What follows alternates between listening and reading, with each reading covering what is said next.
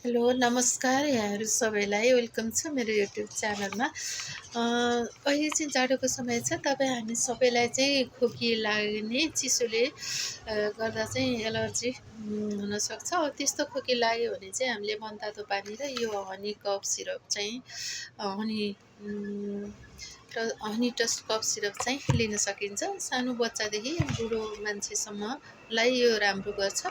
यो चाहिँ नितान्त जडीबुटीबाट बनेको हो। तुलसी र बनबहा अनि के अरे हनी मिलाएर चाहिँ यो बनाइएको हुन्छ। यो लिन चाहिँ स्वास्थ्यको लागि धेरै राम्रो हुन्छ। हस्, धन्यवाद, नमस्ते यहाँहरू सबैलाई।